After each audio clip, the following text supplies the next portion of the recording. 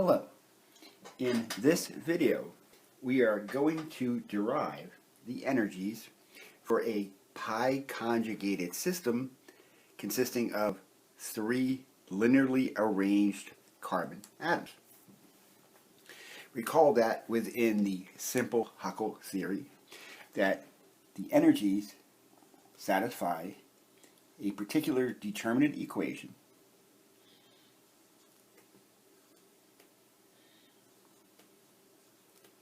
where you always have alpha minus the energy along the diagonal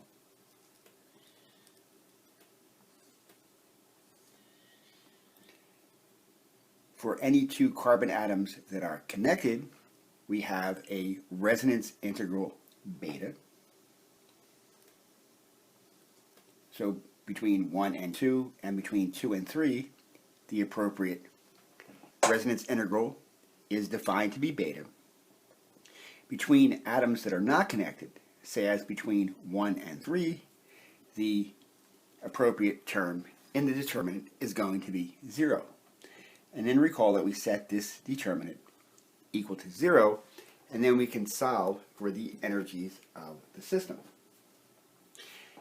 As always, we tend to do two mathematical manipulations with our determinant first. The first step is to divide through each entry by beta, and the second is to assign the variable x to the expression alpha minus the energy divided by beta. In that case, if we do that, the resulting determinant becomes x1, 0, 1, x1, 0, 1, x equals 0. In short, anywhere we have alpha minus the energy, we put an x. Anywhere we would have had a beta, we put a 1. And anyone where there was a 0 is also going to be a 0.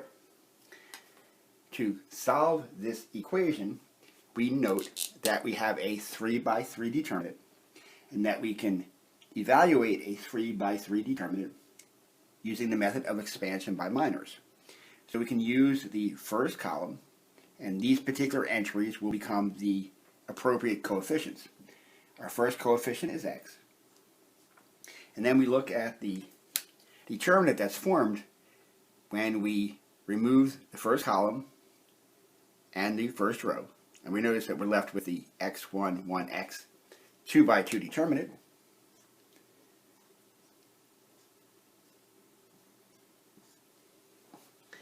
Our next coefficient, we go in order down the first column, is a 1.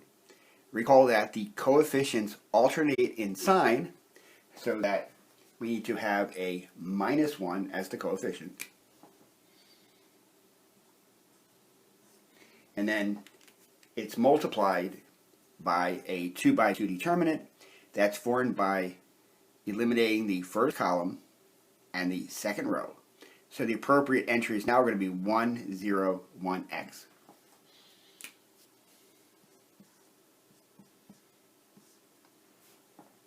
The last coefficient is 0, but since anything times 0 is 0, we can simply stop at this point. So our resulting equation is going to be this expression is set equal to 0. We know how to evaluate 2 by 2 determinants, so we can simply write down the leading x coefficient, and we realize this determinant is equal to x times x minus 1 times 1, which is x squared minus 1, minus 1 times, this particular expression is 1 times x minus 1 times 0, so that's simply x. And this is equal to 0. Further simplifying, we note that we can distribute the x over the two terms here. We get that x cubed minus x is equal to 0.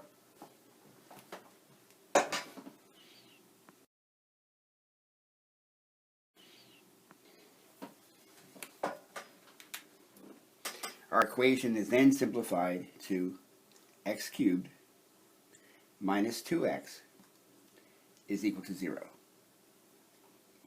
We note that this is an easy equation to solve. We first factor out an x. X squared minus 2 equals 0. Immediately we see that one root is going to be x equals 0. X squared minus 2 equals 0 immediately leads to x squared equals 2. Therefore, x is equal to plus or minus the square root of 2. Once we have those three distinct roots, we can go back and solve for the energy